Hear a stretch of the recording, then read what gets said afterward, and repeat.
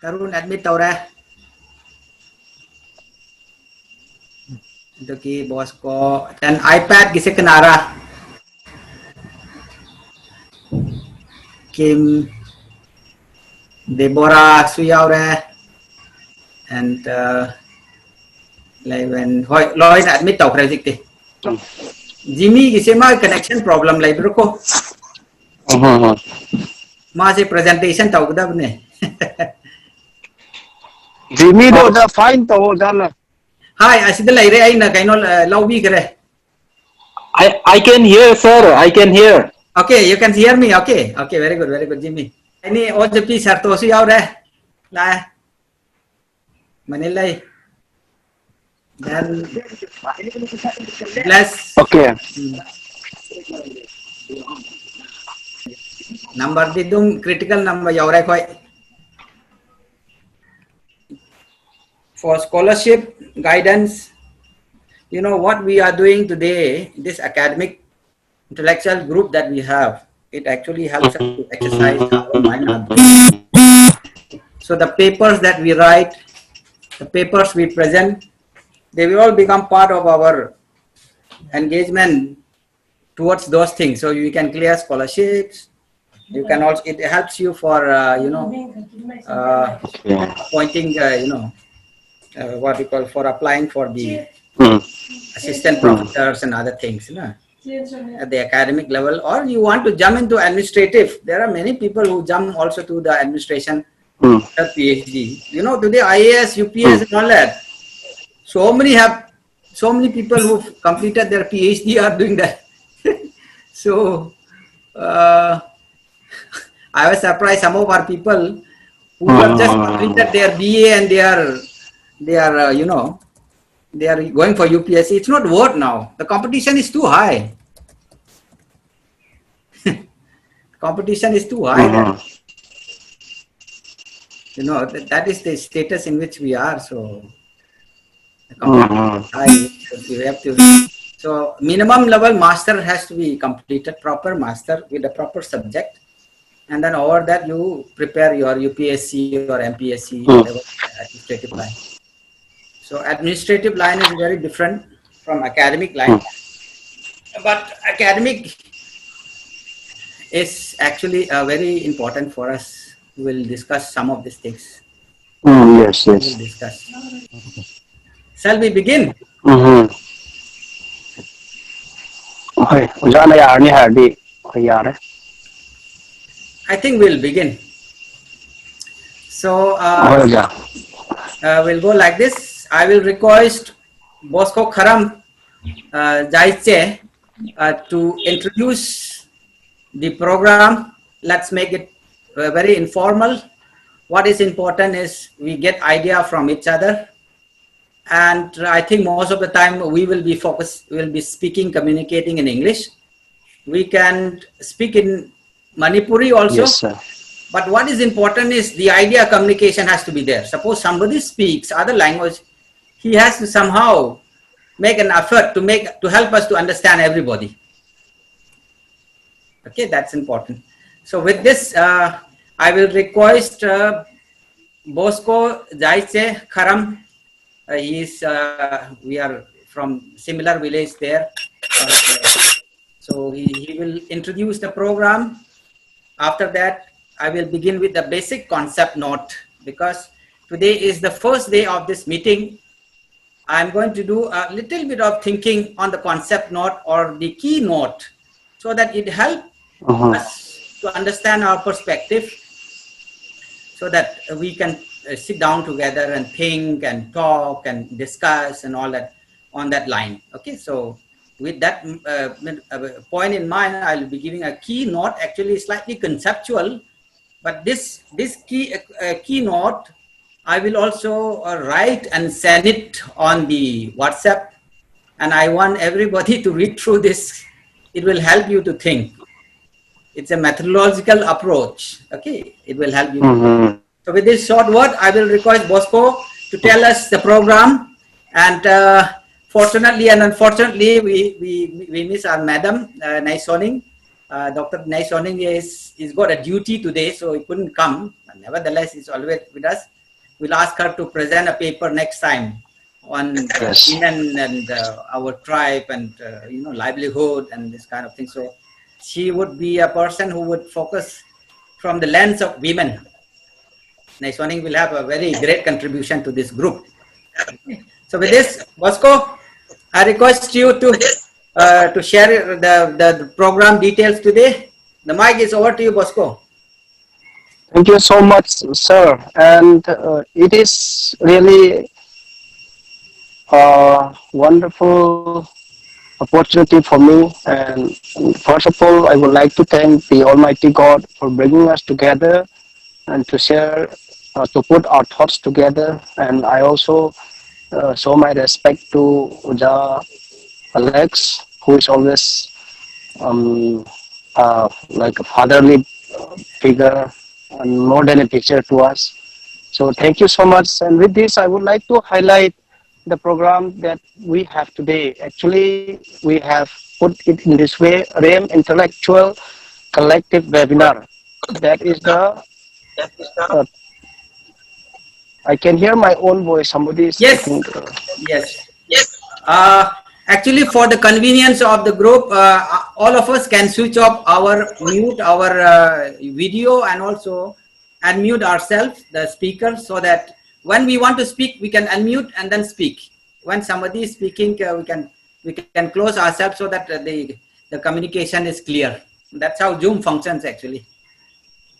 Thank you, sir. Today, actually, the Zoom host should be Dr. T. Naisoning Quering, who is an assistant professor in Central University of Jharkhand. But unfortunately, due to her unavoidable work, she had an exam duty, so she could not be part of this webinar.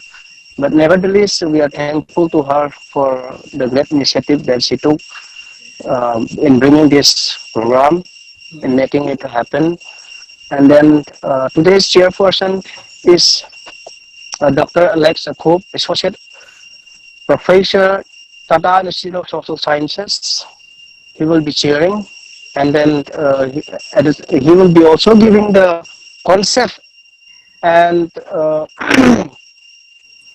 concept note, and then real methodological approach by he will be giving this methodological approach. The chairperson will be giving right after this. Then we will have presentation. The first presenter will be Dr.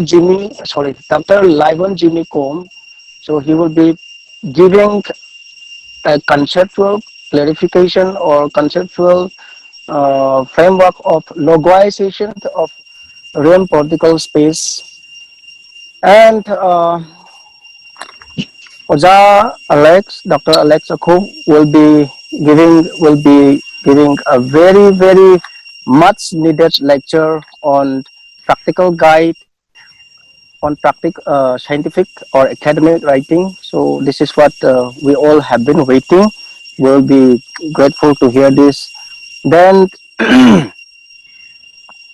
again, we will be having a reporting on Comrem Scholar Forum that will be taken by our uh, brother, our teacher, our sir, K. Lalboy Kom. And then it will be followed by um, group discussion. The house will be open for discussion. Any queries, any question, any doubts, we can ask to the experts, and then we can also have interaction among ourselves. And with this, I think this is the today's program. With this, I would like to request our chairperson to kindly give the. And before I say this, I would like to also welcome each and every individual, each and every scholar, teachers, students who have joined this group to at least learn something from our experts today. So I hope and pray that this webinar brings out the best result. And with this, I would like to hand over the mic to Dr. Alex Akub Kom, Associate Professor, Tata Institute of Social Sciences, to give his keynote address. Thank you, sir. Thank you, Bosco. Thank you for the nice introduction.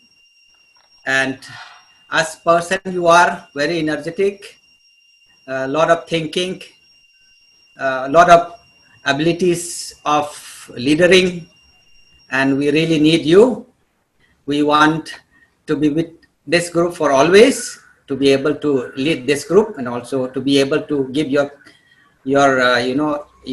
abilities and your energies for organizing this kind of meeting that we have, which is very crucial in my opinion. So as has been pointed out, I will give you a short methodological approach of the REM Intellectual Collective webinar. So REM Intellectual Collective webinar, this is a conference or seminar. Generally these days, we term it as a webinar because we are doing it on the net, Zoom meeting. But what is more important is to understand this REM Intellectual Collective. That is a big concept that is coming here. We are more or less clear. We have seen these concepts, but I think for the first time in our community, this concept has come. And as I lay out this framework, these concepts will be discussed, and you will get the idea exactly what is this concept and that what it is, its ability, in the sense of how much, what is supposed to do in relation to the quantum intellectuals. So let me begin formally saying that this webinar is extremely important for you and me as we decide to embark on a new journey in the history of our society as REM Intellectual Collective. REM here means scheduled tribes, the constitutional category of Manipur, or largely the tribes that uphold the principle of diversity dialogue. That's a very crucial point. As I go down below, I'll explain that term more and more. Although there have been intellectuals in our community, we all know in the past, who have been responsible in shaping our thinking and the future of our society. But there has never been a recognition of the need to create a separate space like this kind of a space, intellectual, space. This has been there, of course, only as part of the religious, political, and cultural thinking. And in a way, the intellectuals are subsumed in the religious and the political, which is a very predominant, aspect of our community, and which the leaders who have made immense contribution for the growth of our community. Considering the complex social and political processes, as we know in Manipur and also in the Northeast, that we have been part of in the state of Manipur, our leaders of the community as a whole and also the leaders of our villages have been actively responsible in shaping our society to what it is today, ever strong.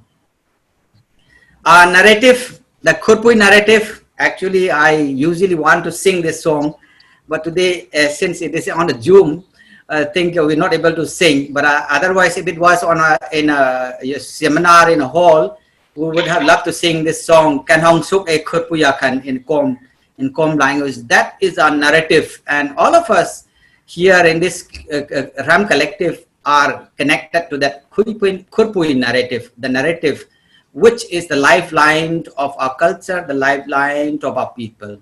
This sustains our society and is ever embedded in the social reality and can never be erased, this Khurpui song, in spite of the fact that we as a people do not have the number and the political power. In spite of the small numerical number that we are, our narrative cannot be erased. It will be ever alive because this is life. Life cannot be simply muddled up. Life cannot be just cuddled. It will live as life. As individuals and communities in the state of Manipur in particular, our contribution to the state of Manipur is immense. We all know this. I am not pointing out particulars, but just to say we are in varied fields of the state, such as administration, we know, in medicals, and of course, huge contribution to religious practices or religious spirituality in the state, or also we are also part of the political. In fact, in the beginning years of our independence, many of our COM leaders were there, were actively involved in shaping the politics of Manipur. And sports, we know we are there, arts and sciences. We constitute the ethical backbone of the mutual coexistence, peace and progress of all societies in the state of Manipur. That's a very fundamental statement that I'm making, because I'm claiming that this space that we are talking about, this entity that we are talking about, this Khurpui that we are talking about, actually is based on the ethical premise of the mutual coexistence, peace and progress, especially within Manipur, and also largely in the context of Northeast. The space that we hold and stand on it reassures the values enshrined in the Constitution. What is this? The values enshrined in the Constitution, we all know, we read Constitution, especially of liberty, equality and fraternity. And here, as a scheduled tribes of Manipur, and not only that, the concept reassures the standpoint that we have, reassures the ground reality of diversity. That is the nature of law. REM meaning scheduled tribe, and also diversity, the natural law that's diverse. Scheduled tribe, although a state construct, as we all know, in the post-colonial period, protects and promotes the ground reality, that's diversity, of the state of Manipur, as against varied ethno-political constructions. There are very many constructions are there, especially socio-political constructions, that usually have become very divisive and exclusivist in nature. There are people like you and me who are excluded or in constant threat of being assimilated or silenced. We don't know where do we belong. People, you ask you, who are you? Where do you belong? Either this group or that group. That's the larger politics in which we are part of it. The scheduled tribe construct and space that converges with the REM space goes beyond a mere constitutional category, and in fact provides the space of diversity and plurality, which I claim is the very foundation that constitutes the social reality of the Northeast and Manipur in particular. In the context that we are at the present time, we affirm that there is no question of only one group, only one language, only one community, only one single political party. Reality is one of plurality in all senses of the term.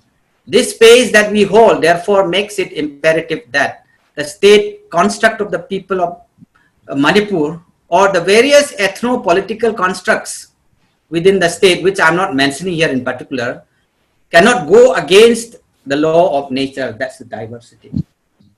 Going against diversity of language, cultural practices, and worldviews that are grounded in context would amount to violence. That is again a fundamental statement that one is making when we are talking about the REM.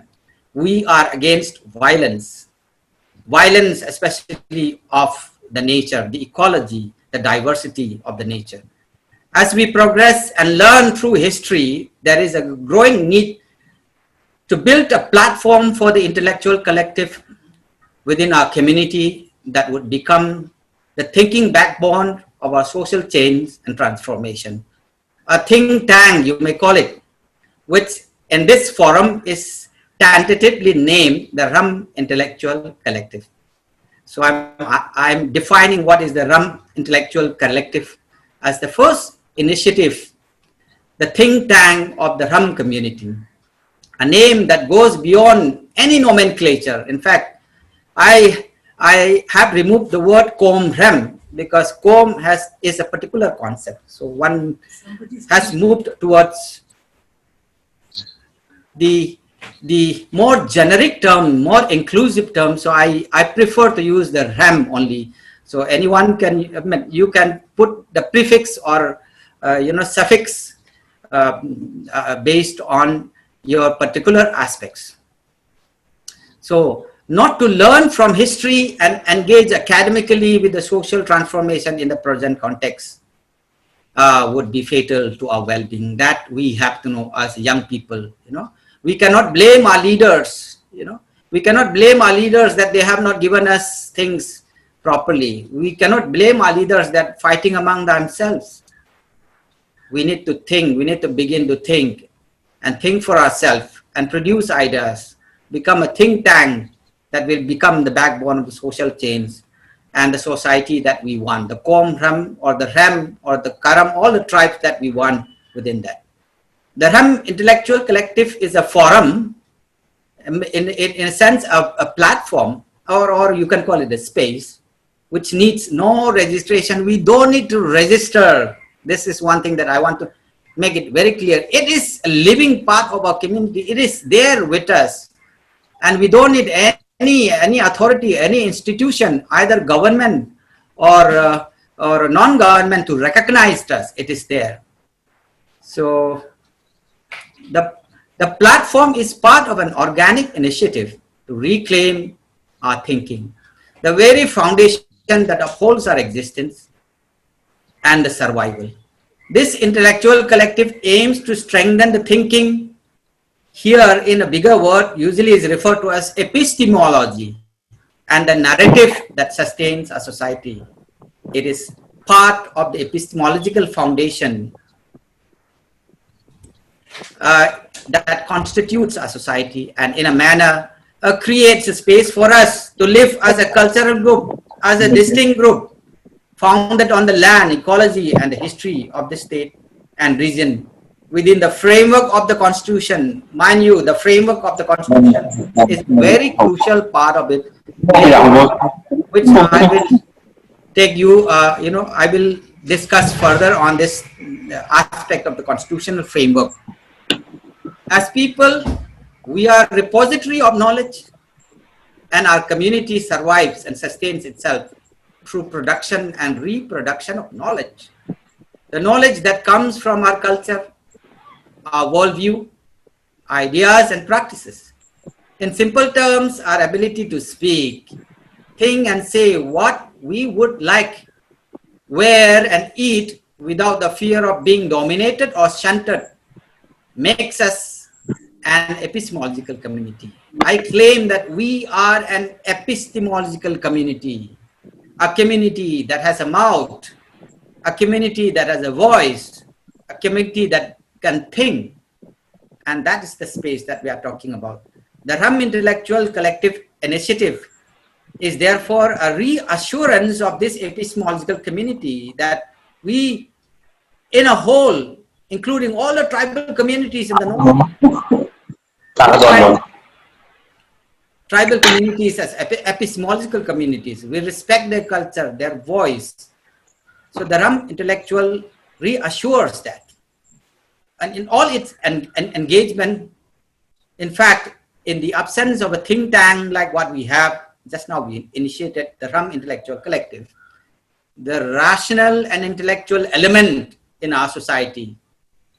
So mind you, make a difference between the religious, political, and the rational and intellectual element. These are three elements, and I want to make it very distinct here that we are talking about the rational and intellectual element of our community, which is a very fundamental part of it.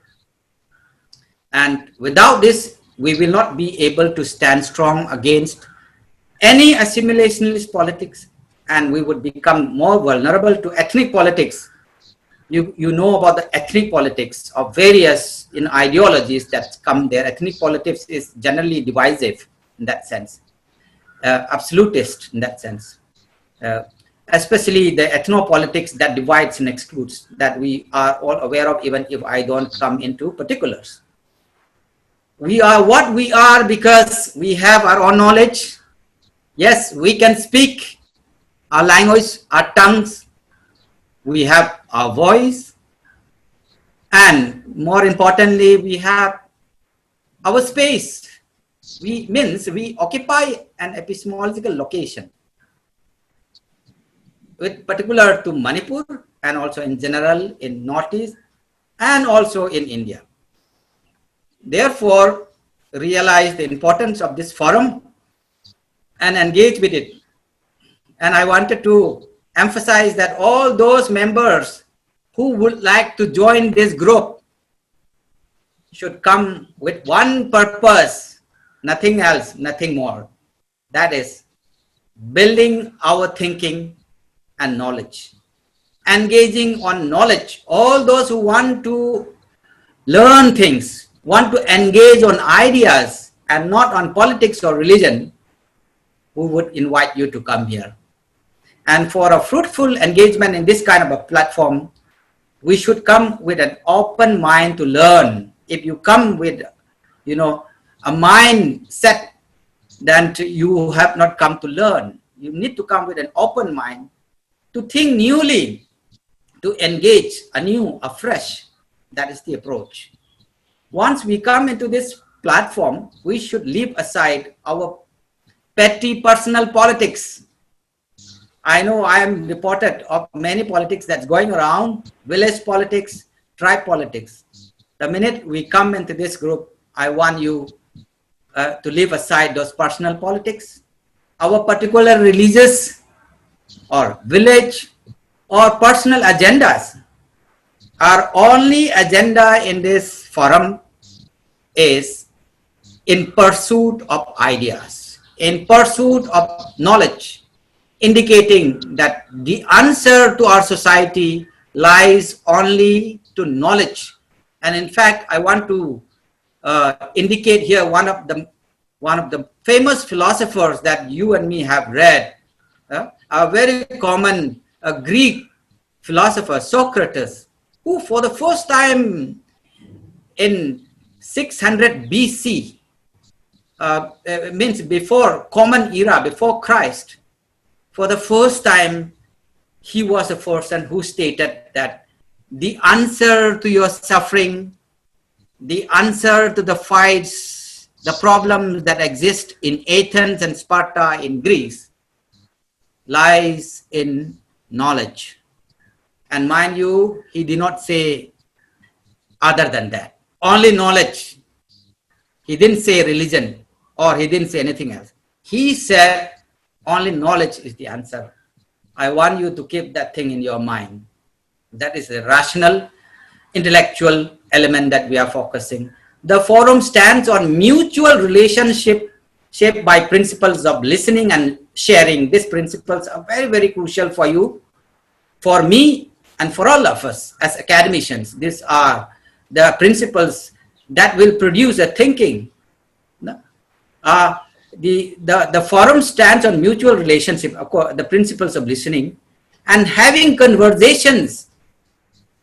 We need to converse. We need to connect. One problem that we face in the Northeast in general and Manipur in particular is that we are not to speak. We are not able to have conversation between villages, between tribes, between hill and the valley. And if that communication, if that relationship structure is not established, we would be there all alone, isolated. And there won't be a kind of progress that we are talking about in that sense, looking at from scientific point of view. So we learn to listen to our fellow intellectuals, whoever it is. We have all come here, whoever it is. It doesn't mind you have a PhD, it doesn't mind you have an MPhil, it doesn't mind you have an MA. Anyone who wants to intellectually engage and not on politics, not on reason, or on religion, but who want to share ideas. There's some idea deeply founded. That's the intellectual person that we are talking about, and he is welcome in this forum. And he should be able to share ideas, no matter big or small. Everyone's opinion is valued and counted. No one can say that what you are saying is not correct. No one can say that what he or she has said should not be said. Everyone can say if it contributes to idea. And that's actually, especially those of you in sociology, in social theory, you'll be talking, you refer to this as a public sphere. I'm not engaging on that aspect. Later on, when we present papers, I'll be engaging on some of these concepts. And for this, I, as a chairperson, also leader of this group, and all the leaders that we are, including Bosco, Lalboy, Kenny, and all of us, no, we invite every member to stand with us to protect the space of dialogue and conversation among us. Anyone who has a different opinion on this account may leave this group before we should request that person to leave. We respect this forum and space and allow every idea and opinion to be counted important. You will appreciate that this initiative is making a very important step of reclaiming our thinking space, listening to each other and having conversation between us, which has been muddied, confused over a period due to the impact of the ethnopolitics prevalent in our society. I can talk about this length and breadth, but I think it's very clear as a concept you can apply and understand the way even within our group how the ethnopolitics has, created boundaries between us, villagers, brothers and sisters. In staying calm, listening and sharing, we will reclaim this space. We will tell and share our stories, our songs, cultural, and reimagine the space that would help us to grow as a human persons, as tribes, various tribes that we are into, villages, various villages that we belong in the context of Manipur, and also fully have the capable of making decisions that pertains to our life. Very important. And working towards academic excellence for higher studies. I was happy that Bosco has started asking me about scholarships and, of course, securing career and job opportunities. As for the scholars, those who are here, some of us are scholars, I know, and those employed in the universities, you and me, some of who are employed here, our aim is to learn how to think, how to write the papers, conduct research, and make ourselves effective teachers and researchers, having published papers for career mobility itself.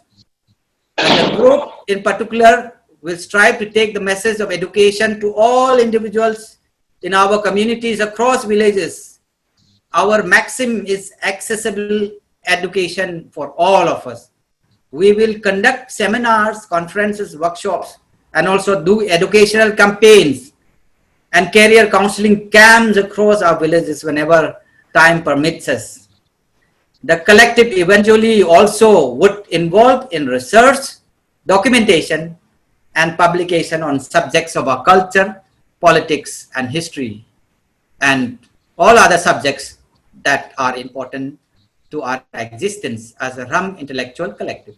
The REM intellectual goes beyond all divisive politics. Once again, I'm stretching, and also respects the organic, political, cultural practices across our villages. We do not say, or we do not sideline the structures, the political institutions that are already there. We recognize them, we respect them. They are our institutions. We do not intend to do politics, mind you, that would disturb the existing structures that we have. We are not a political group. I want to underline this word. We are not a political group. We are an academic group. We respect village authorities, political unions, tribal unions, student unions, and church organizations, etc., etc. Our aim is to provide space for thinking and sharing and learning from each other with respect. The platform is absolutely against any form of discrimination or domination in terms of language, in terms of culture, in terms of religion. Instead, our attempt is to respect each other and share ideas in whichever language that is communicable to us as a group. However, I want to emphasize this. I would like to state that the forum would use English as the main language, as this platform aims to shape the young minds and help them move ahead in academics and careers. English is the language of power. It is the language of academics and career. Without English, you cannot learn. You cannot think, in fact. You cannot grow further in your career in the present context that you are given. That doesn't mean that we have to forget our mother tongue. That is a different topic altogether. That we will discuss in some of the papers. The REM intellectual space takes note of the complex political process that have been responsible in shaping our religion, politics, and culture. And we respect the experience of each of the villages and tribes and our people, our brethren, our sisters.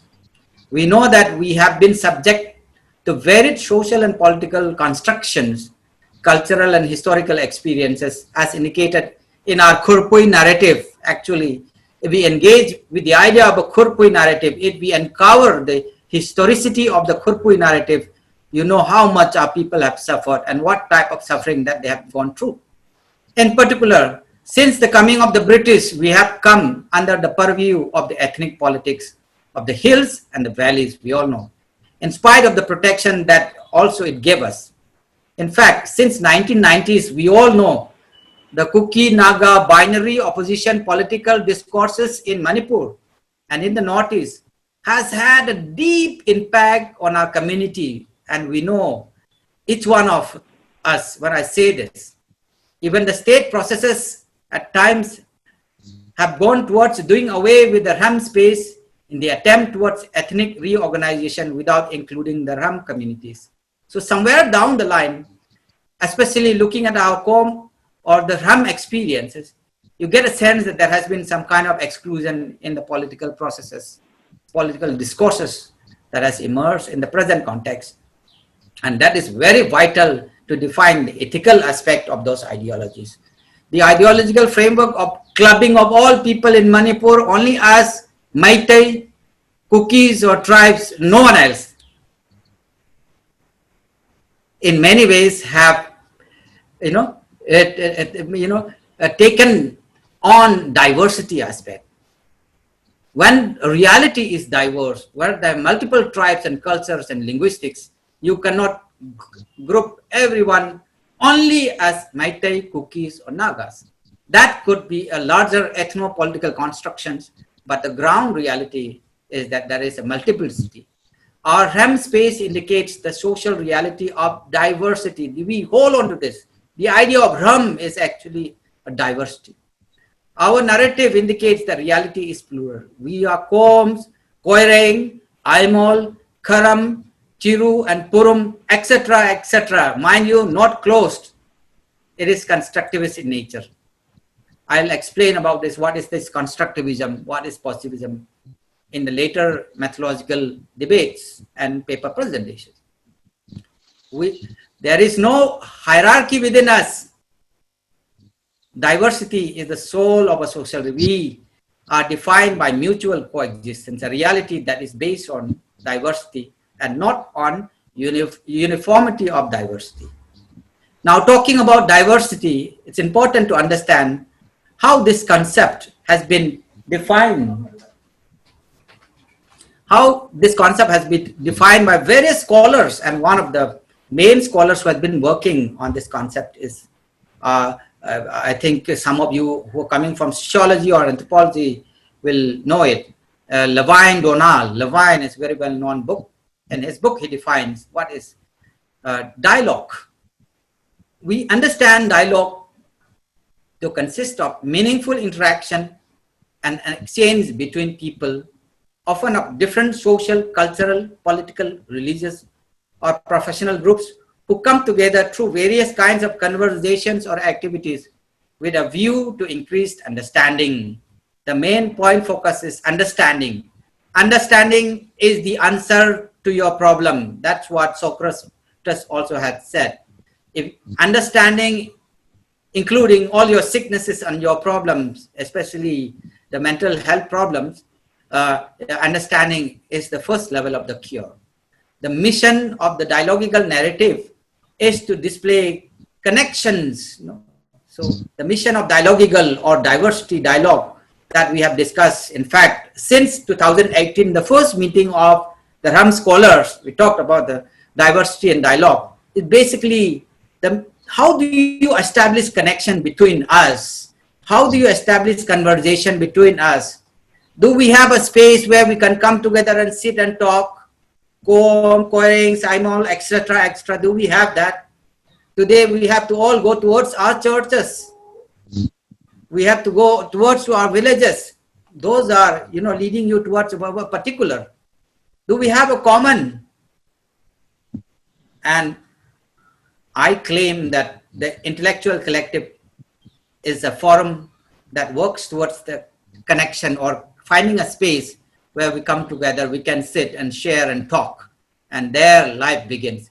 It may thereby encourage members of community who share that narrative to forge and enjoy connections among themselves, yet dialogue connects without enforcing uniformity. This is one concept. You and me as intellectuals will be very good. Many of you are talking about unity. Many of you are against diversity. You have to know the relationship between the unity and diversity. Unity doesn't mean that you have to kill the diversity. What is then unity? Unity has to be mediated by diversity. Unity has to be based on the diverse ground reality. So dialogical, methodological approach that we are talking about in the REM intellectual collective suggests that the state should take care of diversity and adopt dialogue to bring development and progress. Only when you are talking about dialogue and diversity, development and progress will come. That is the assumption that is advanced here in the collective.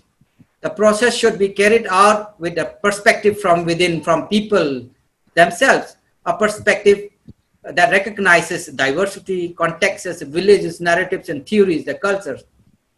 It is generally in development terms considered as a bottom-up framework guided process and progress without causing violence to diversity. In such a context, like ours, dialogue should take precedence over the majoritarian frame and create a space for convergence of ethics and politics. The connection between politics.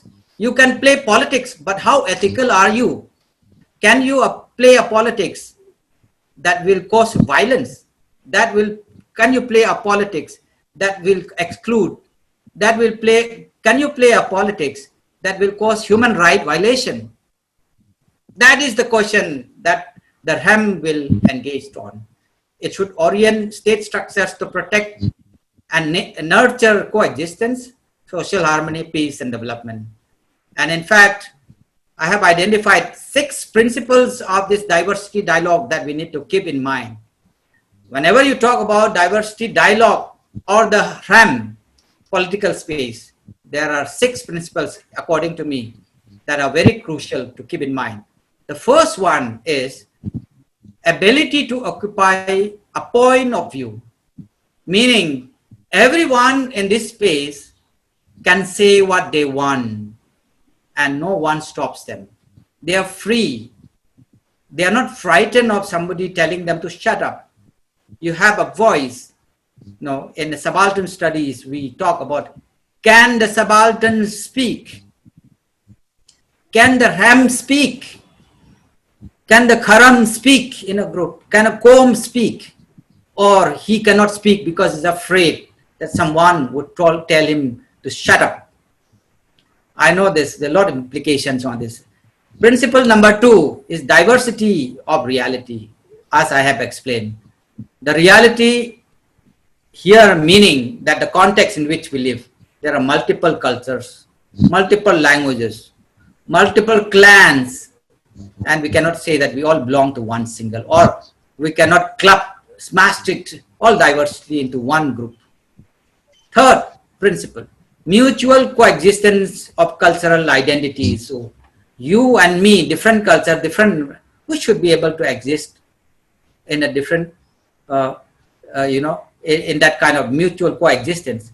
Political autonomy is usually in this kind of context is based on survival politics. It's not about dominating. It's not about superpowering.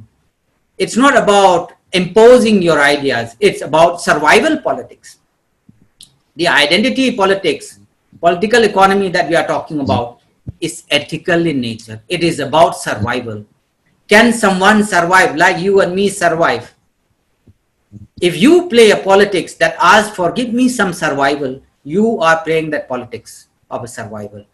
And if you play the politics of a domination, killing others, that's is called a fundamentalism. You are very sure about the, I'm sure most of you are aware of the latest political debates in our country, especially concerning democracy. Even just today, there was in the parliament, the passing of the 3 bills on the farm, and so many oppositions who are contesting, who are against, because these bills have been passed without much consultation. Although these are, debatable, but nevertheless, we have to go by a parliament, and the parliament works based on a majority, and the majority wants it.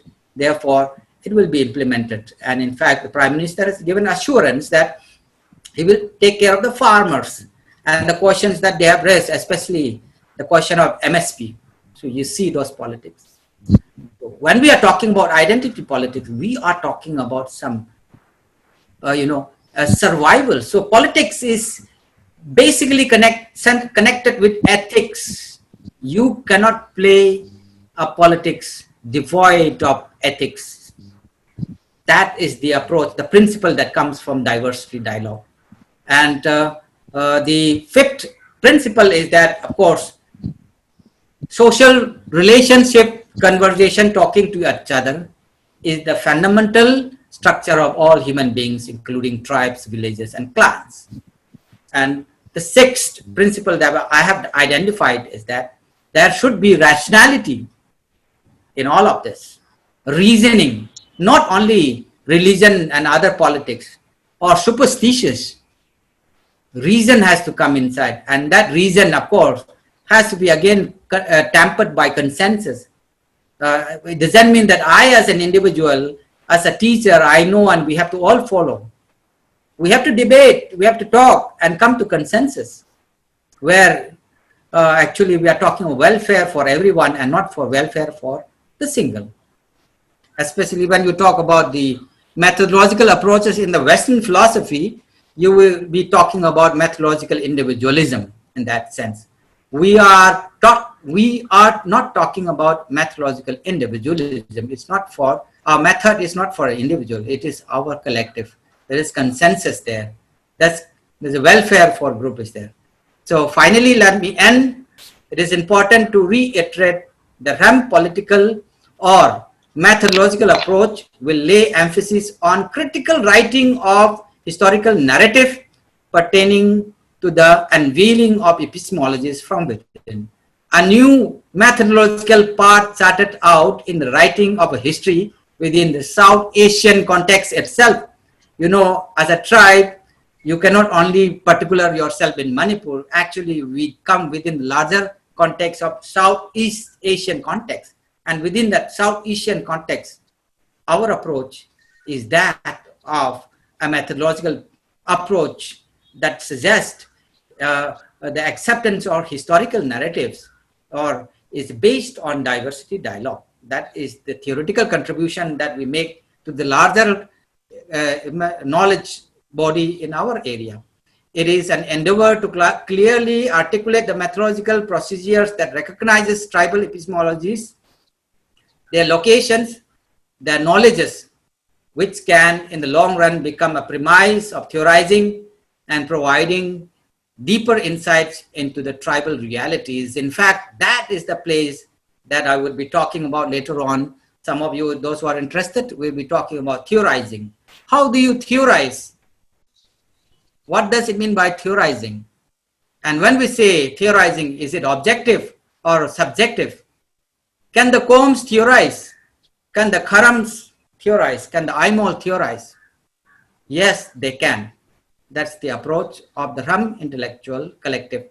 With this short, of course, little longer than short note, I thought it was important to clear this idea in your mind so that we would be in the same platform in the coming days when we'll be engaging with ideas. With this word, I end my keynote. Thank you so much.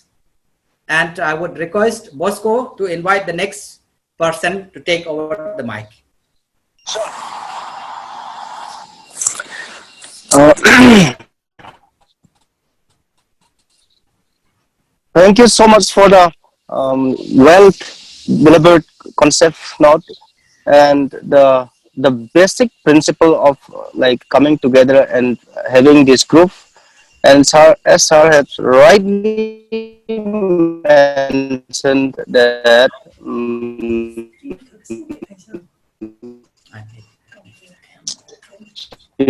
this group basically is formed purely as I think everybody will feel free to express connected with knowledge and intellectual in days to come and even now. So that's why I said that Ujai is more than a teacher. He's very dear to us, and then he's very fatherly figure, and then so we can always feel free. I do not know why, but I feel free with him, and I like I like him a lot. So thank you, sir, once again. Thank you so much. And now I would like to request the first speaker for today, the first presenter, Dr. Livon Jimmy Com, to kindly present on the concept note of logization of REM that the books which I mean this will be a book which we thought we will bring out in the first volume. So let us listen to what he have to say. And now the mic is over to Brother Jimmy. Brother Jimmy, please take your time.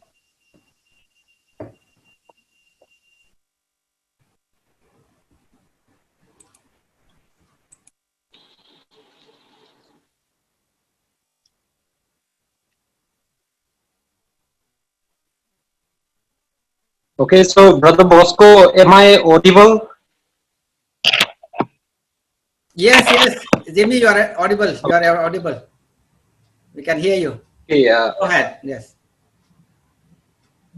thank you very much for giving me this opportunity. And I'd like to thank Oza Alex also because he has been our guide in the sense right from reading his thesis, the one that's there in the Shodakan, and also the presentation that he has made before. I think his idea was very much there, included in this, even in this book also. And yes, to begin with, it was drafted in a nutshell because we begin with kind of interaction in the WhatsApp group that we have, and the name itself was proposed there. So it was proposed in a nutshell, and I think it has not much to do with the title because the idea, the research idea that was there, that I think that is more important. Of course, for the time being, it has been entitled as logization of REM political space. So the keywords that I use here are political space, which is, of course, very much related to our group. And like I say, the title, I don't have to we don't have to waste much of our time in the title that is with us here because it's a matter of like everyone knows academic gymnastics because later on we can change it. So I shall begin my this concept of political space with those definitions which appears recently in the analysis of ethnic studies. And I'll pick up only one definition out of it. I'll pick up only one definition due to this lack of time, and I hope it will enrich in future also. I think it's very much audible, right? Yes, yes, yes, Jimmy, you are audible. Hello. Yes, yes, you are audible, Jimmy. Yes. Okay. So back to my presentation. I will begin with this question. So, what is this REM political space? Let me begin with this one.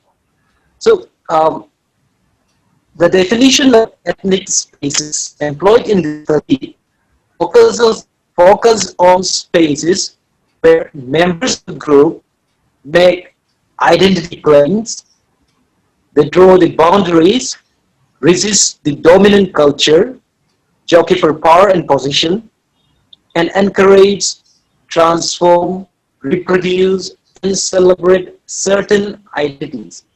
Now, in our case, it is the REM, common, whatever it is, ignore and respect others.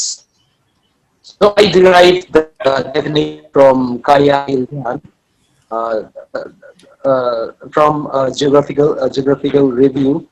So that from that journal, I derived this definition. So a space is, in a, like we I think we might have understood these things from our graduations. A space is where a social space, the bigger part is where we locate everything, almost everything, where you have this political sphere, then where you have this economic sphere, and where uh, everything is there. So this space, particular space, where you can make your identity, where you can claim your identity, where you can draw your boundaries, where you can resist the dominant culture, and where you can jockey for, where you can contest for power and position, and where you can encourage, transform, reproduce, and celebrate your identities with those of your neighbors, with those of those having similar cultural, socio-cultural similarities apart from others. So this is a space which I'm going to talk about here, and I think that is very much the idea behind this book. Of course, it's going to be a book also for all of us. And two very important elements that stands out from this idea is that of territory ideals. As I has already stated before, I'd like to remind all of us once again, because one of the, if we read, we view literatures after literatures that have been written about tribes, or about the Southeast Asian tribes, or about the region of this Northeast India, we will come across all those, ethnographic books, that all those written records which stated and give little space to us. And I just want to remind who once cited the whole of this, the tribal areas, the hilly areas of Manipur, right from Juko Valley till Kachar, into two divisions, one toward the south and one toward the north. And toward the north, it belongs to the Nagas, and toward the south, it belongs to the Kutis. And such a projection has been there till today also. So this kind of territorial projections, which was very much, this is very much a part of this ethnic space, or group space, or political space, which is very much a part of it has been projected by certain groups. And in their projections, what happens is that our this so-called REM tribes have no space or room of its own. So that's one of the challenges that have been brought out here, and I hope every one of us understand this proportion also. And yes, that's exactly where this book is focusing. It should, materials, data which support and provide a room for a space for these particular groups. And the second one is on the ideology, as I have stated before. This ethnic ideological construct, through commonly shared values, principles, ideas, as well as collective actions, finds emotional appeal to most of the groups within, especially we talk about in ethnic groups. So this emotional appeal is very much strong, impact, and that reinforce and reform and transform their identity itself. So this thing is very much invisible and lacking in our case. I'm going to say it is invisible because the group entities that we have here is very much, as Alexa said, it is very much diverse. And of course, the unity that has been proposed by many, it's somehow detrimental to the diversities that we have again. I think this is well known fact among us. And in fact, we all know on the individual level also, ethnicity, it's a kind of social psychological process which gives an individual a sense of belonging and identity. And that has to be catered very much. So internal psychological states that express themselves objectively in external behavior patterns that can only be shared by the others. So the REM political space refers to some of this problematic field, this particular field, uh, this problematic areas that determines our existence and possibilities of political experiences throughout our history, present, and that's going to be our future also. So earlier researchers have indicated, mostly as I say in the writings, in the thesis that we have come across, so these groups, that is our groups, are given a space among the larger ethnic groups. So when there arose this one-line definition, there are many questions that comes up again. So what could have possibly constitute the REM political space? And why is this important from the academic point of view? So who are the researchers who have highlighted the issues or have given us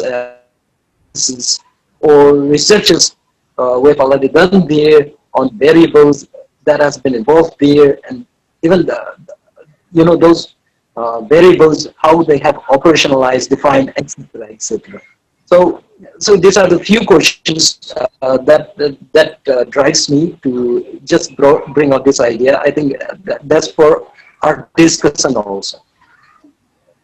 And that's exactly the main concept of why REM political space exists, and that's how I conceptualize it. And I hope in future also we will surely enrich it, because this has been, as I said before, it has been done in a nutshell, and that was done within the discussion of the WhatsApp platform. So coming to methodology, as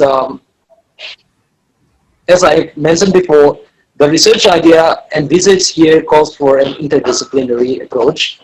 So there's going to be plenty of room for sociologists, then psychologists, or social anthropologists, political scientists, or linguists, or historians, or any geographers, or whichever platform he may be from. There's going to be a level playing field. So the methodology proposed here is a combination of all those approaches, and it's going to be exploratory also, using ethnic mapping techniques such as combination of cartography or spatial distribution, using available data, whether it's going to be survey or census data. And besides methods used by a researcher, especially like in our case, researchers from our groups were a kind of researcher participant. So we are going to use this observation, then focus group interviews, then structure interviews, and other varieties of techniques that we can gainfully employ in the process. And as such, I have put up before us on the day of our get-together also, I have chalked out certain major areas which is going to be somehow important for us, and going to be that will be our focus areas for this particular theme. So the first being the contextualizing the oral and written source of peripheral tribes, or our REM tribes, such as the Aimol, Chiru, Karam, Koireng, Purum, Kom, and those across the Northeast, like our Langrong fellows. Then the second is, as a part of its subtopic, I put it geo-oral relations, that is land history connection in the oral tales. For example, the recent cases of Chibu that attracts our attention, that somewhere in the Indo-Myanmar border, that's very much part and parcel of our oral tales. It's there in our song. So that kind of geo-oral connections, I think that we are going to find out. And second is, and the third one is on specimens of oral songs. Of course, this is where despite the diversities that we have similar tales and similar kinds of songs, and I think that is very much an unification element that is which can bind us. And the third is the social and cultural implications, they getting linking us orally. So those are part of the first contextualization program that has been there in the first initial part of the chapterization. And the second is on the colonialism and the beginning of ethno-historical recordings. And I think I need to mention on that because many of us have definitely gone to it. And the third is on identity, media, and cultural pluralism. It's on cultural symbols, the kind of the many symbols that we still have that remains unexplored, which other tribes and other groups didn't possess, but we all of us have possessed in us, and I think they're going to focus on that. And besides the indigenous art forms, the indigenous knowledge system, then other form of audio visual art forms that's there. And the fourth one is on the struggle for ethnic political space. And I think this is very much related to the concept note that has been given before, uh, focusing on the starting from the impact of Kuki rebellion, then the implication of tribe recognition, the hill valley divides, then the Kuki Naga classes, and the case of the IDPs, etc. And the fifth is on the language politics, the case for standardization and dialects. And I think politics is very much here, and I hope this particular section will get into that areas. And the sixth is on the politics of the church. I think I did not mention on that because we already see it. And the seventh is on the electoral politics, especially the constituency divides. You know, the kind of despite the fact that we all have our this uh, numerical basis for being able to elect representatives, but we are so much divided. We are so much dispersed. The special distribution of our electoral constituency is in such a way that even in the near 50 years also we won't be able to have that kind of elected representatives. So these are the few topics that I have brought out here, and I think the dice is thrown open to our platform in case any kind of clarifications is needed from me, from my side. Over to you, Brother Bosco. Um, Once again, I would like to thank Dr. Laiwan Jimmy Combe for the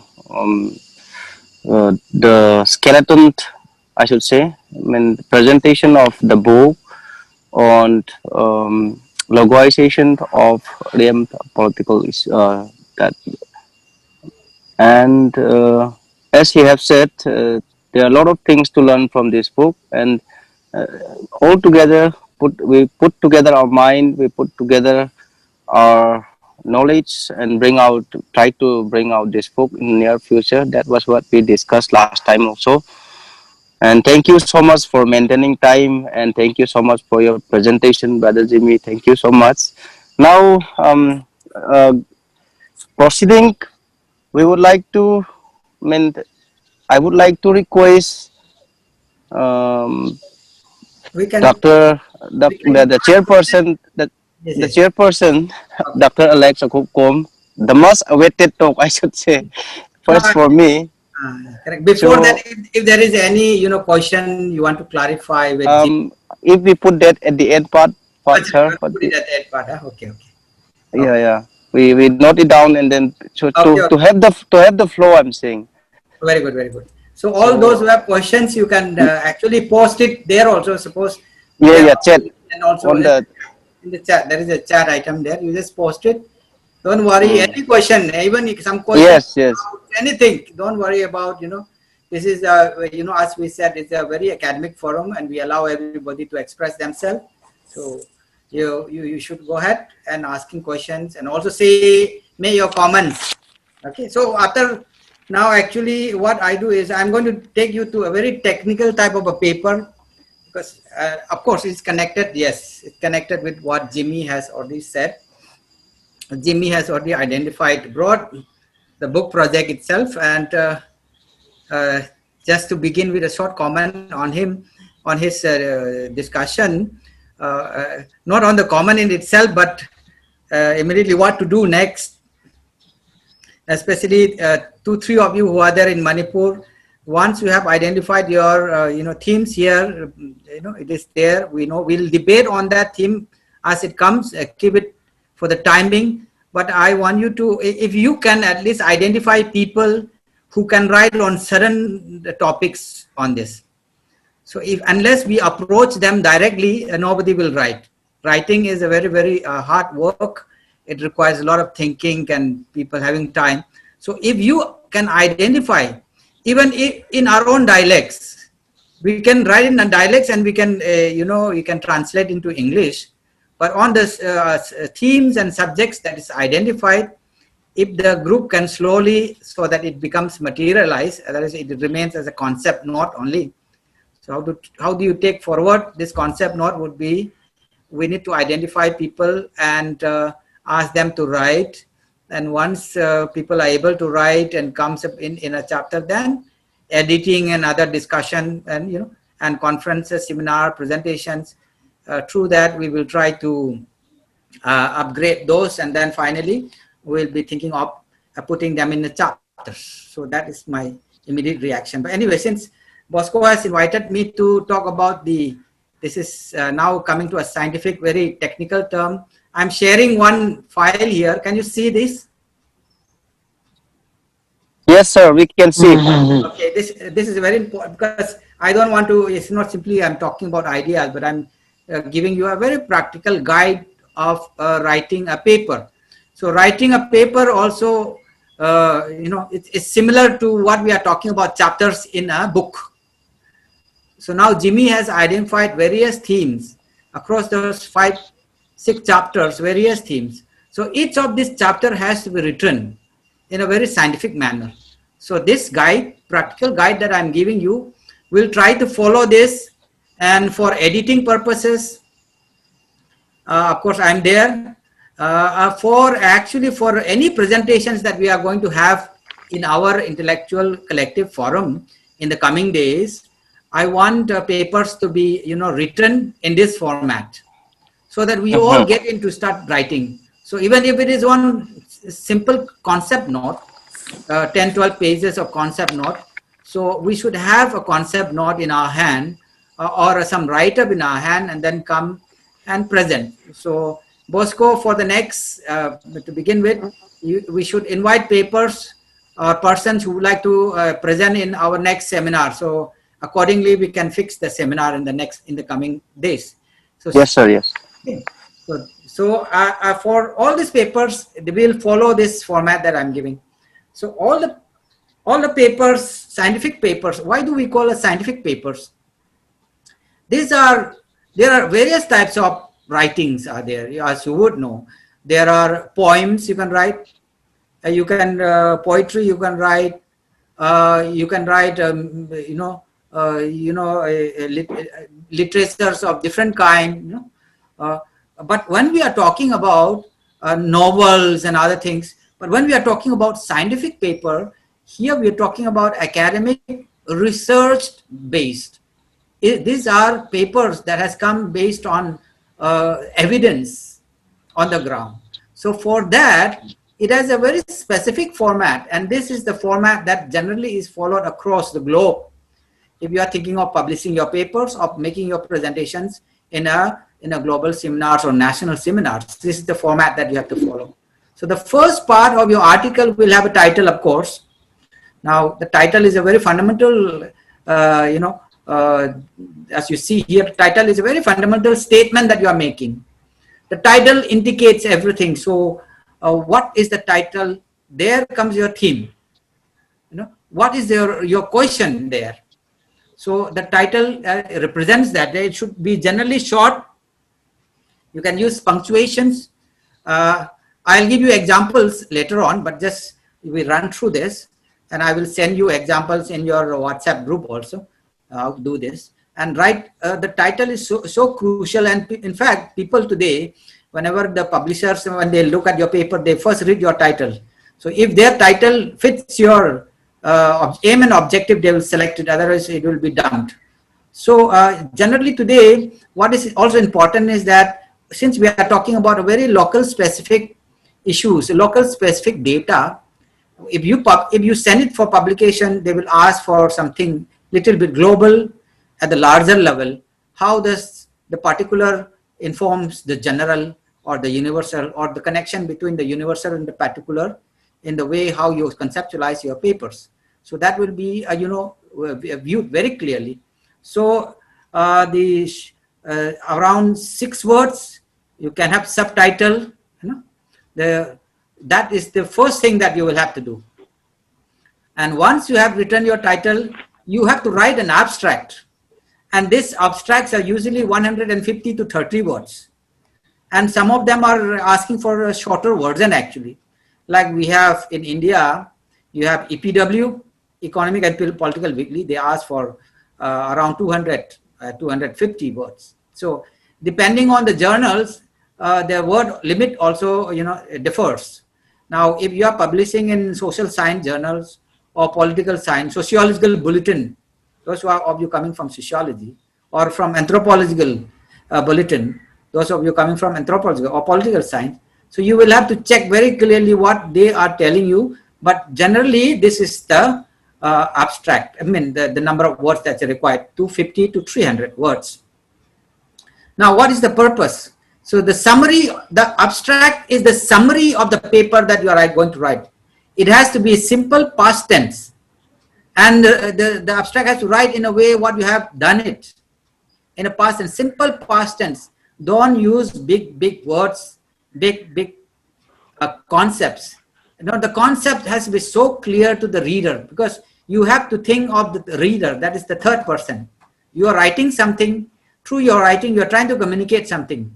That whether that communication that you are giving, whether that idea that you are giving can be picked up by the third person is the thing that you have to constantly ask in your mind. And there are 3 questions that you have to answer while you are writing the abstract.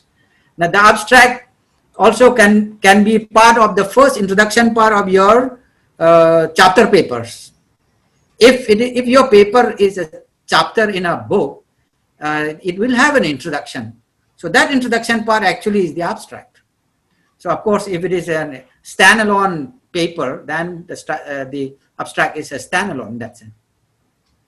There are 3 questions that we ask generally when we write abstract. The first one is, what is the subject that you are studying? Suppose we are talking about REM political space. So in this paper, I'm talking about the REM political space. That is the subject that you are studying. And secondly, how and why you are going to study this. That is the second question that you have to answer. How? This study is going to be made based on the empirical data that has emerged, as Jimmy has said, from various data, from sources you have to mention. And why? As we have said, because the REM political space is a very crucial space that has, over a time have changed, and it's important to understand REM space to understand what is diversity in Manipur, what is dialogue in Manipur. So the subject, the second question is the how and why, and the conclusion. That's your argument. So you have to, based on this paper makes an argument that the REM political space is an emerging, you can make a statement there. So there are 3 things that you have to ask whenever you write an abstract. Abstract writing is very, very technical. You need to think very clearly. So first thing that you will have to mention, the subject that you are studying. Second is how and why did you do that? Are you doing that? Or the third one is, what is the conclusion that you want to draw? That's your finding. So these 3 things has to be there in the abstract. And the second part is the keywords. Just below the abstract is the keyword. These keywords can consist about 6, mainly 5 to 6 words actually, keywords. Sometimes some journals, they ask 5 keywords. or 6 keywords, but around generally it comes to 6 keywords. Now, what is this keyword? Now, keyword is very, very crucial. These are concepts or the main ideas that we are talking about. Here, the keyword that we are talking here in this context is the REM. What is this REM? Space, the political space itself. These are two concepts that has come now. So the tribes in Manipur will be another concept, or or ethnic politics in Manipur could be another concept. I mean, keyword. So actually, by looking at your keyword, we know what are you going to write. What is the article about? In fact, keyword will actually connect you to the internet and search and all that. So through internet, when you publish it online, your article can be accessed easily through by searching these keywords. Okay, so that is the third part: the title, the abstract, and the keyword. These are very crucial for any paper. It has to have. Okay, now that you have a data with you and you want to write the paper, that's a larger one. Now you have identified your title, you have identified your abstract, and you have identified your keywords. Now, okay, let's begin. How to begin? How to begin to write? Now, writing, you know, is a very slightly tough thing. Writing and reading and thinking and discussions and seminars go together. You cannot write simply sitting down in the corner of your room and, you know, thinking all of it will not come. Your hand will not move. Writing is such a tough thing actually. But for those of you who have the identified or understood the meaning of writing or experienced the writing, will begin to write so nicely, so easily. It comes flowing. In fact, let me tell you this, we come from a culture without much writing culture. We don't have this writing kind of a thing. Now there's these young people, our children, they can write very easily. I remember in our, after metric, even metric also, I can't even write one paragraph, even one poem. Now children are writing essays and poems. Our children here are writing. They just passed metric, they are writing novels. So it also, to do with your abilities, to do with your reading. A person who writes always is reading person. You have to read, and especially for scientific paper like this that we are talking about, you have to read all the articles that has been published under the themes that you are talking about. The REM, political space, ethnic politics, no? State politics, whatever within that, you will have to read everything. Once you have read everything, so much of idea is in your mind, and writing comes generally from there. So when we begin to write, it doesn't simply come there. It is accompanied by your reading of literature, generally referred to a literature review, and also your field experience or field work that you have gone to the field, or you have been part of that, and you know the thing that you're talking about. So usually it begins with the introduction or in the paper after the keyword. The introduction is about 1,000 to 1,500 words. So the first introduction of the comb drum, suppose here the REM political space we are talking about, we have to introduce the rationale, the situation, the context, as Jimmy in the first chapter said that this is, that you have to, within the larger ethnic politics of the Northeast, where is the REM and how identity politics are there, survival politics, ethnic politics, exclusion, and the spaces for reclaiming some of the spaces where, based on recognizing diversity, and not only putting them under, clubbing them under all ethnic groups. So that introduction has to be based on your reading the literature actually. So the format is usually in present tense, refers to the established knowledge, and generally you're talking about the literature review and introduction. So the introduction part here we are talking about should be so clear with the available literature. So you know what are the literature in terms of the nature and the scope, problem, the context, what are the hypotheses, what are the approaches, what are the gaps that are there, and within this gap, how are you trying to fill that gap. All of those constitutes your introduction. It has to be about 1000 to 1500 words. The next part is the method or the methodological process. It's 500 to 1000 words. It's a little smaller than that. So describe what was done empirically. The methodological process, what have you done? How have you arrived at this data? Is it a secondary data? Is it a primary data? Is it an ethnographic data? Is it an archival data? That you will have to write. And that too in a simple past tense. No? So stating the methods, processes, type of data and sources tool. That is the second paragraph or part in your paper. And the third one, once you have put that, now you have your data. What is your data there? What have you found out? And that this data has to be presented properly.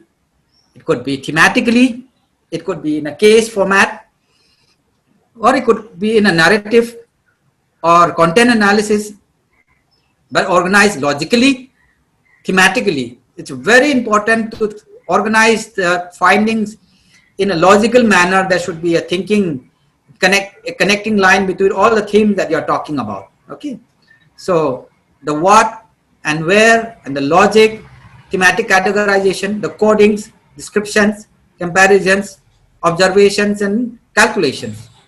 That all of this has to be, has to come under this the findings or the result part. This will require you to write at least 2,000 to 3,000 words. 2,000 to 3,000 words at least you should be able to write. This one is a substantive part of your article. Now once you have done your findings, stated your finding, the next part that you will have to come is your discussion or analysis. Here you have to connect with the literature that you have found out. What was the gap? What are the theories? What are the findings that are there out there in the research, in the literature? And then now you have your data. And what does it mean now at this present context? Show the relationship among the facts and observations. Put the results and finding in context of previous research. Bring in literatures and other researchers. Make your argument. Then present emphasis on established knowledge, present results, the why, the trend, the relationship, generalization shown by the results, and any exceptions, outlining data, your agreement, disagreement, why. So the question of the why actually is very important one here. The question of the why is answered here in your analysis. So in simple sense, analysis means finding a connection link between various concepts pertaining to this subject that you are writing. So and then finally you come to conclusion. The conclusion summarizes, these are your principal findings. Yeah, it should be in the present form. Emphasis on what should be now accepted as established knowledge. Now you have come, you have found out one. What is that thing, that knowledge that you have to define that. Conclusion should relate back to the introduction, the hypothesis, the summary of evidence, supporting conclusion implications, the significance of your results, or any practical applications. So that's in short, more or less, the structure of any scientific paper or any chapter in a book, which is more of a scientific in nature and not simply descriptive in nature. So this kind of a papers are usually considered as empirical paper nowadays, and they have to fit. You have to publish in, since we have now with the UGC regulations, we have the UGC care journals.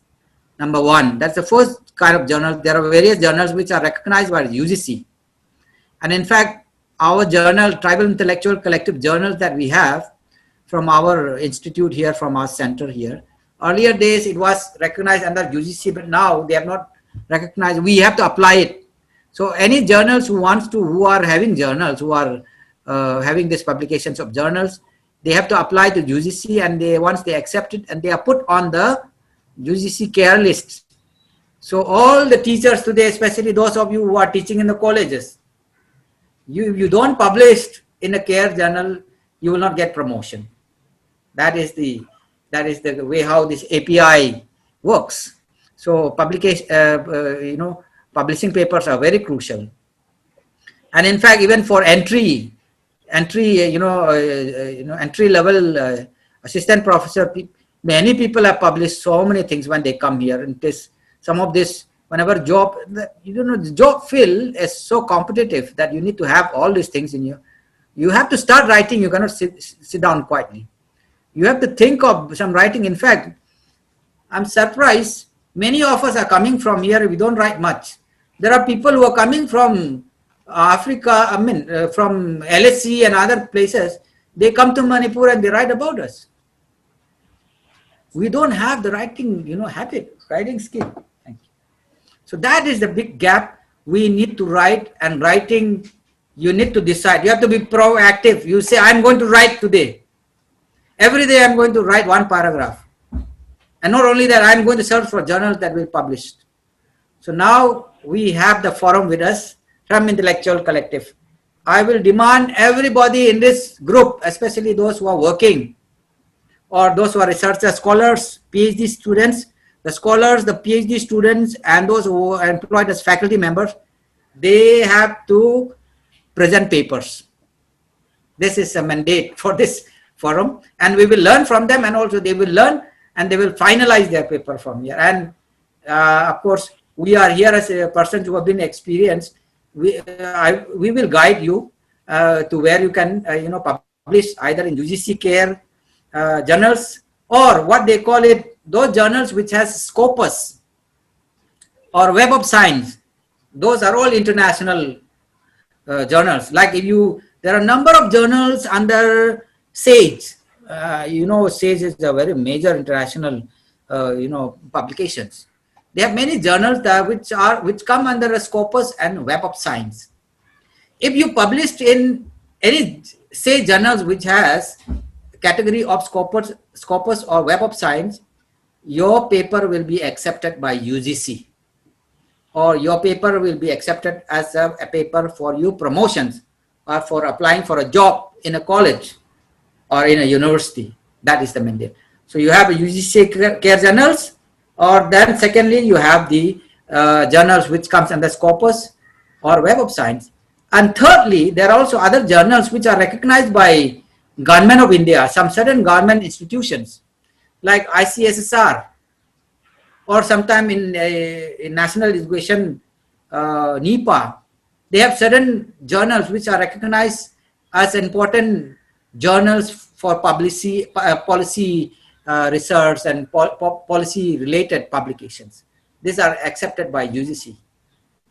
But mind you, the best, the surest way of writing journals and publishing to be accepted as for your career advancement is to those journals which come under these UGC care journals, or those journals which has Scopus or Web of Science. So that is the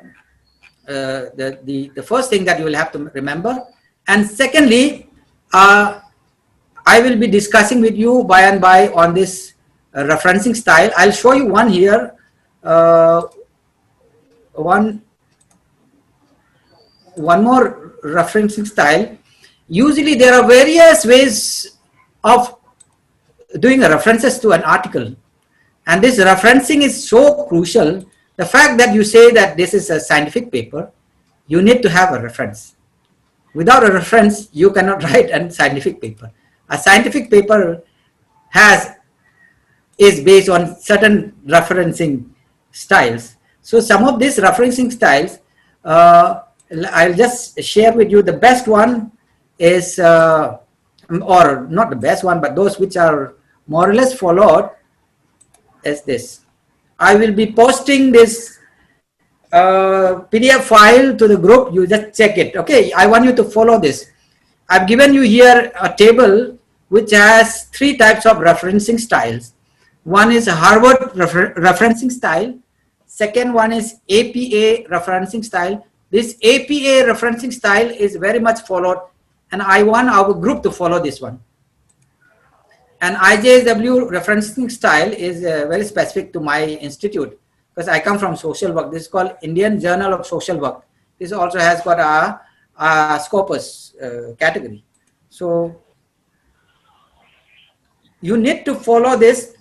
I will not go into details because this will take us a time, but this is very technical. You just need to follow this. If you don't follow this, people will not accept as your paper. Then there are other things. This is for references, like in-text reference.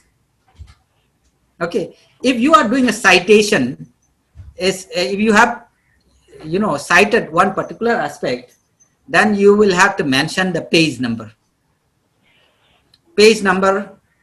of the book from where you have taken, or the book, the name of the book and the page number of that you have mentioned. So citation for direct quotations, the name of the book and page number is compulsory. Suppose if you have not directly quoted, only ideas that you have taken, you can do a in-text citation, which is called, where you can give the name of the book only. How is the name of the book given in a text in an article? They give only the surname and the year of the publication. So within bracket, okay, I have taken from Akhup 1999, whatever that book. No? So my book, whatever I am writing, my surname, here it happens to be second name, so it always goes by that, and then the year of the publication. So, but if I have quoted some paragraph, then I'll have to mention the date from where I'm taken. Be very particular about the source from where you have taken. Don't simply write things. You cannot conclude things.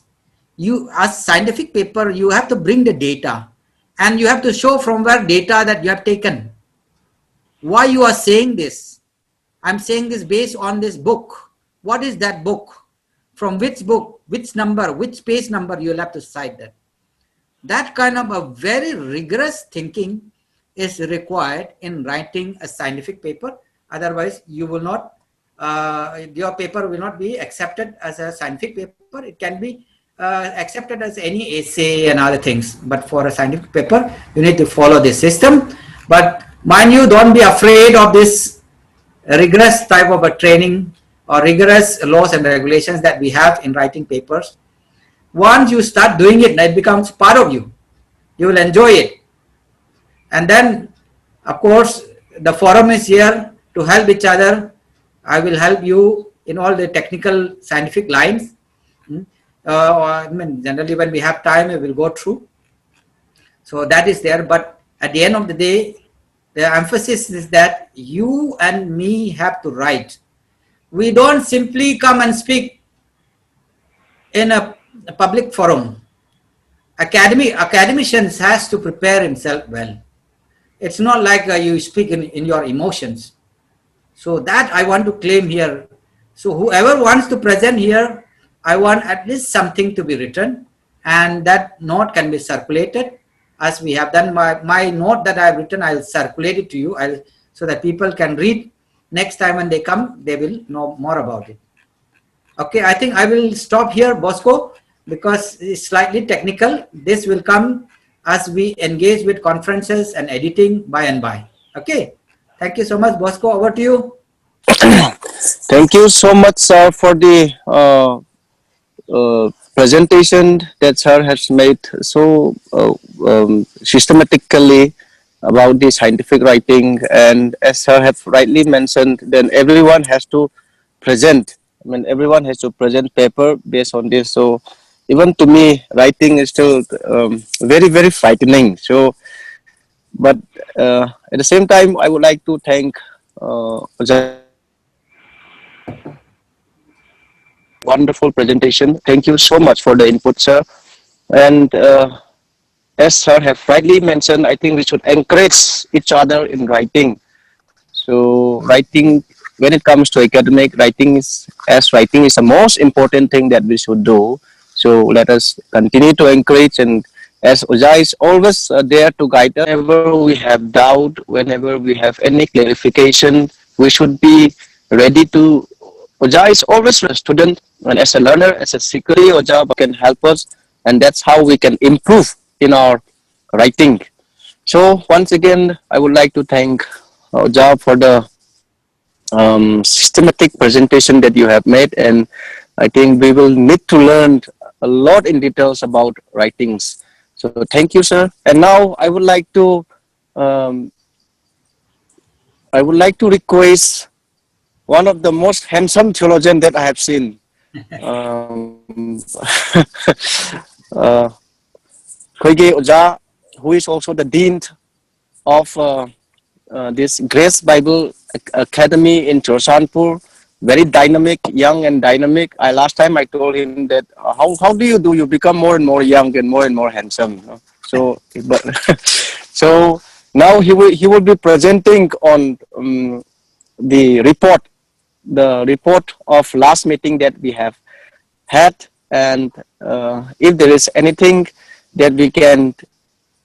Before I say this, uh, all the participants, learned participants, I would like to kindly request you all to put your questions at the end to both Dr. Laivan Chimikom and Uja after the presentation of this last presenter, that is Uja Lalboy. So, Uja Lalboy, mic is over to you. Kindly take your time. Lalboy is there or not? Bosco? Uja Lalboy is not there. It's not there, I think. I think he has some other appointment today. Okay, okay. Then, sir, what do we do? Oh, We collect questions. that's great. Actually, Bosco, you go for a question answer discussion. That will discuss Yes. on the other day. Actually, we have taken almost 2 hours. It's quite tiring usually in a webinar form, I think 2 hours Yes, is good yes, yes. enough. Yeah. We have some time to Since the share. discussion was very meaningful, we do not know how times goes by, and as sir has said, it is almost 2 hours now. So now it is open for discussion, question and queries and clarification. So all the participants, learned principals are encouraged to put questions and learn from the experts. So the floor is open. Kindly put your questions to the experts. Thank you. Are you the admin? Yes.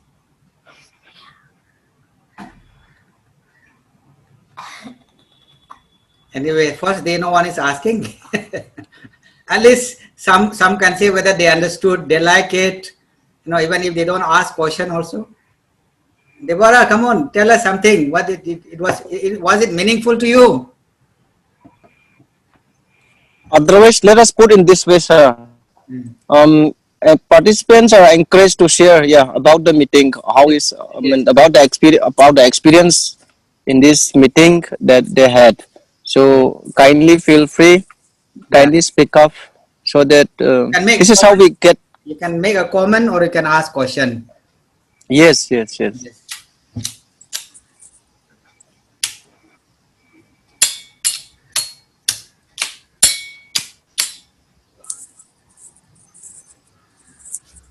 Come on, Deborah, tell us something.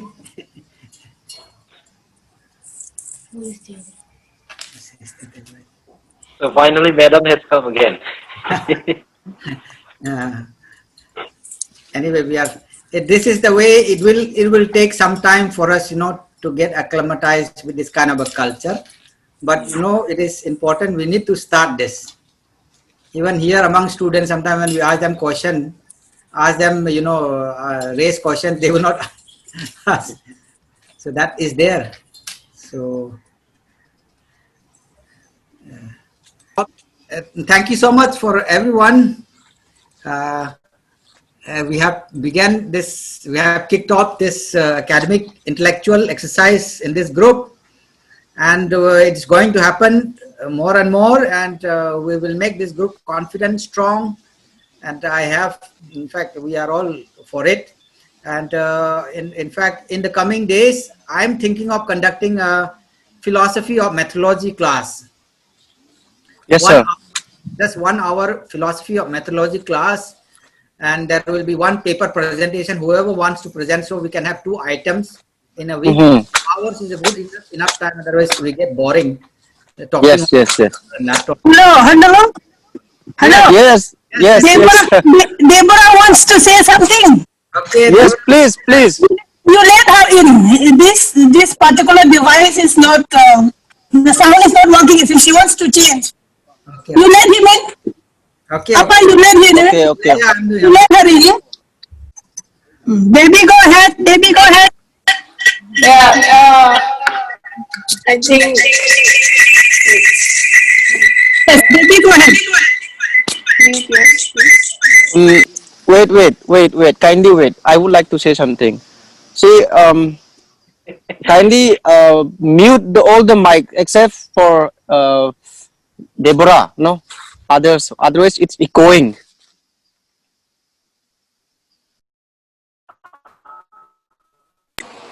Hello, yeah, am I audible?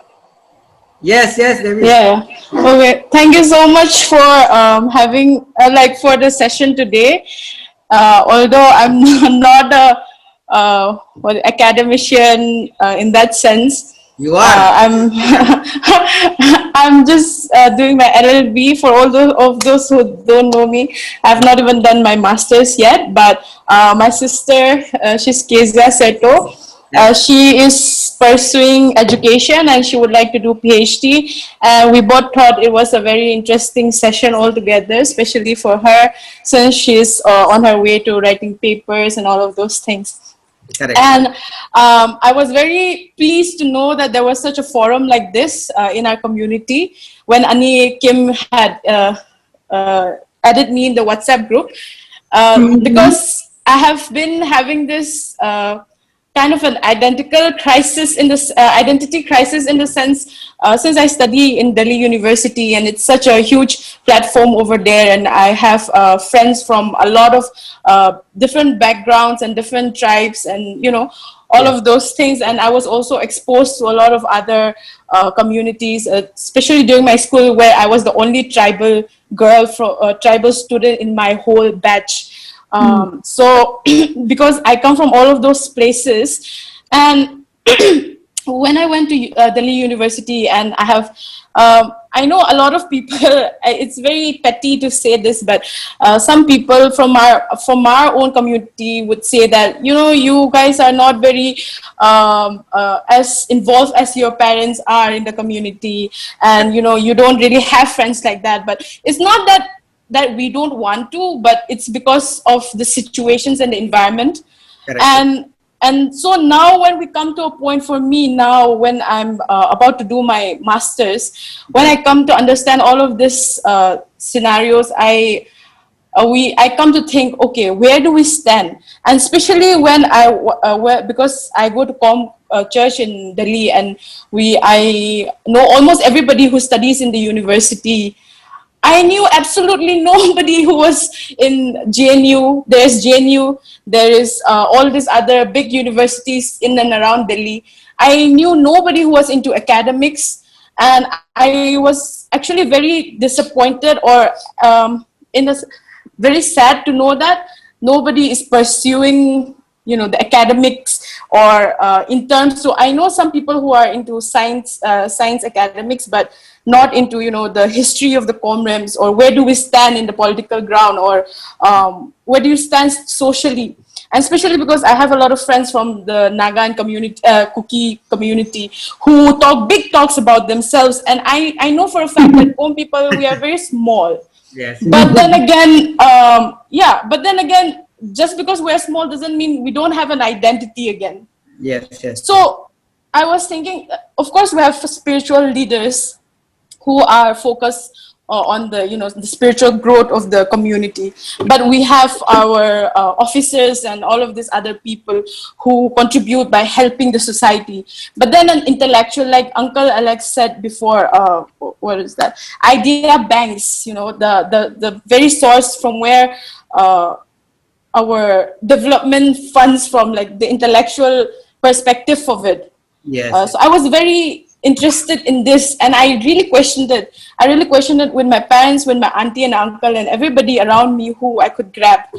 asking them, what about, you know, our traditional shows? Do we have a GI tag? What are the perspectives of how do we preserve our culture? And where do we see ourselves in 10 years from now? Do we still identify as ourselves as Komrams, given the fact that some people, you know, some other smaller tribes have already gone their own way, like our Great, great, Didi. Great. yeah. So because of that, so I was really having an identity crisis in that factor, and I'm really pleased to know that there are other like-minded people here who are concerned about that and who are working towards that. So that is what I wanted to say. That is why today me and my sister have joined the webinar, and we are able to know that. Yeah, that's about it. Debbie, we want you to add on many other intellectuals there which we will not know. Our group. Yes. Add them. Yes. Yeah. But, Sure. I will do that. But Yes, Bosco. but Deborah, why are you hiding? Show up yourself. I think my video is there. I thought my video We is can't on. see your face.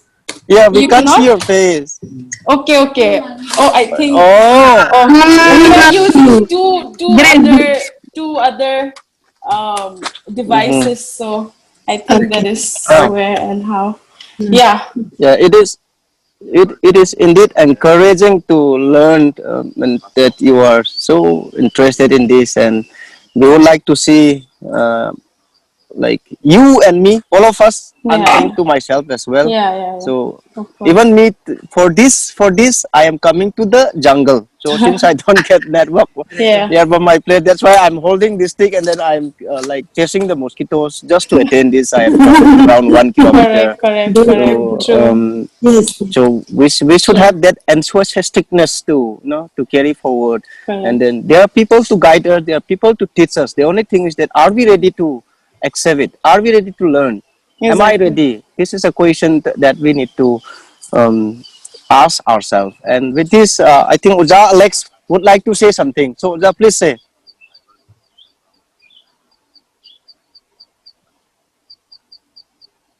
Hello? Yeah. Wait, what's happening to him? I'm in different room. Let me just go and check. Mm-hmm.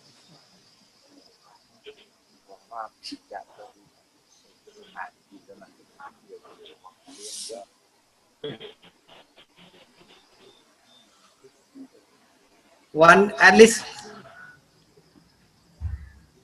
least one person, Debbie has talked to us very nicely, one of our young scholars there. And Debbie, more than anything else, we expect you to teach us about the law. Yeah, sure. Crucial. Actually, your daddy, sometimes I want to discuss with him quite many other things. Now, what is the latest law that's come?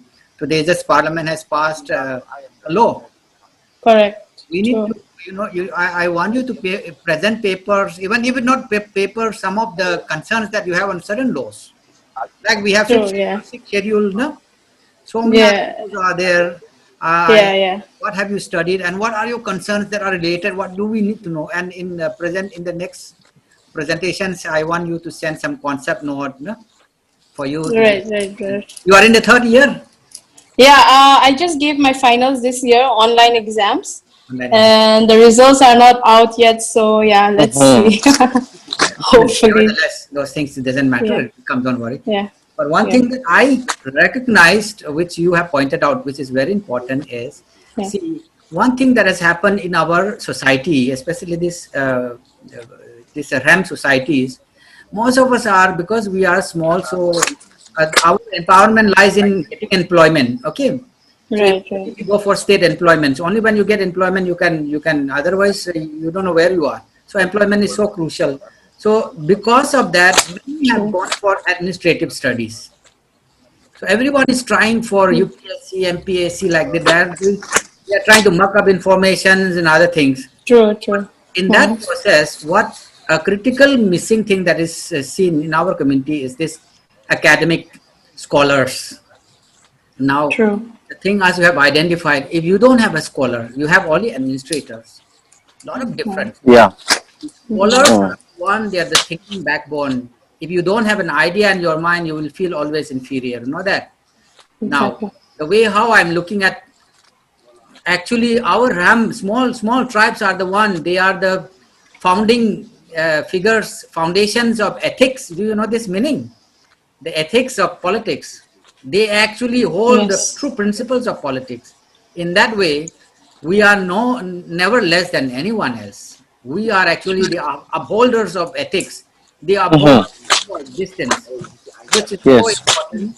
And we need to bring out some of these things and know ourselves. We have to know, as I suggested to you, Socrates. If you know, confusion will all go. Knowledge is the answer to all your problems and your confusions. And that is actually my belief also.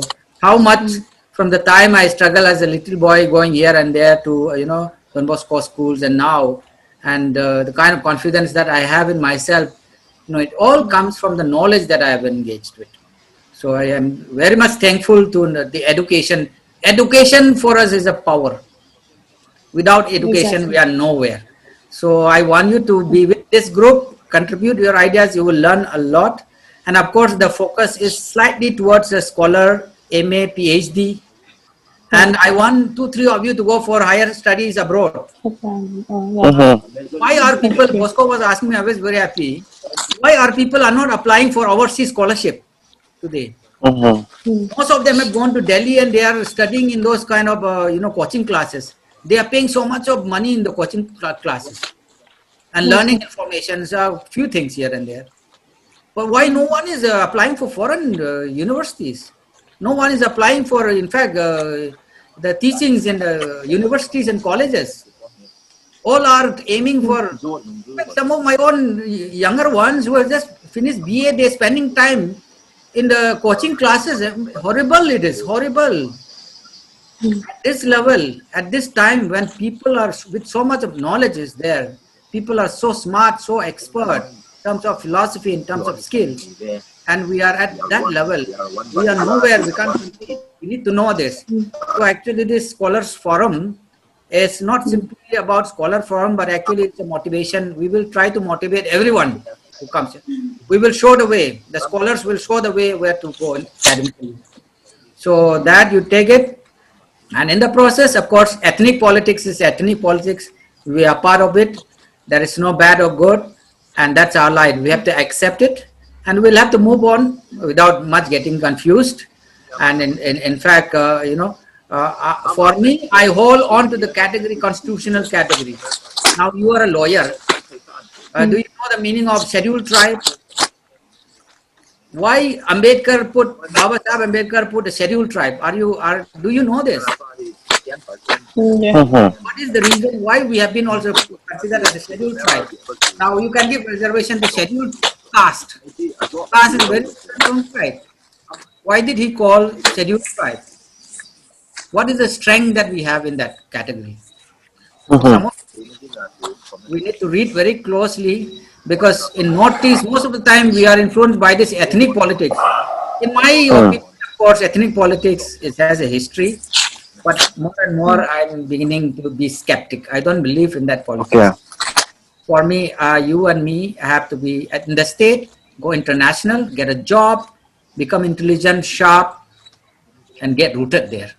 That's way. And like any citizen of the country, citizen of the state, you can be proudly living like any individual as a co. That is the approach that we need to take. Okay. So Devi, Yes. very good that you said something. Okay. Very nice that you learned. Okay. Yeah. Hello. Can I be heard? Yes, yes. Okay. So thank you so much, Alex, for the suggestions and advice given to us. And I would like to also share something Yes. that is like see if we have a webinar on like the NEP 2020, which was passed on 29th of July, and then national education policy. I think this one most of our people are not aware still. So if we can have a discussion on this one, I think it will be good. And I was also interested on one thing that sister was saying, sister Debbie was saying that like GIT text, no, this pattern thing. This thing also, I think we need to work really closely with this, so that we stop from what do you call piracy and all these things. So this is a humble opinion that we have one session on this thing, this both things like NEP and this patenting and GI text. No? So if the house agree, I mean, if the group agree, then yeah. And I have exhausted my battery and my place is becoming dark. So Okay. I think you conclude there, Bosco. yes, so as a concluding remark, I would like to once again thank today's resource person, mainly Dr. Alexa Kupkom, who is an associate professor in the Tata Institute of Social Sciences, Mumbai. Thank you so much, sir, for your encouragement, for your advice, for your suggestions, and all the inputs, inputs that you made to all of us. And I would like to also appreciate and thank the hard work of Brother Jimmy, who is also the principal of Grace Academy, and Okay. he's also a person who take great initiative in making this group function. So it was mainly because of his initiative that we today come to see each other and come to know. I mean, we get to get closer with each other. So would like to thank Brother Jimmy and may God bless you. And behind every successful man, you know, their wives play a very important role. Sister Somovla and ma'am, who is always very cute. You know? Comparing to Ja Alex, ma'am is very cute. And because I make jokes, and all the participants, Thank you, everyone came also. yeah, all the participants, thank you, and may God bless each and every one of us. And in the meantime, we will plan for the next webinar, that maybe on NEP, next Sunday. NEP. Yeah, something like that. We'll in touch on WhatsApp. We'll keep in touch. Yes, yes, yes, yes. So with this, we conclude. Thank you, everyone. Thank you, sir. Thank you all. Thank you all. Thank you. Thank you. Bye. Debbie. Bye. Bye. Yeah.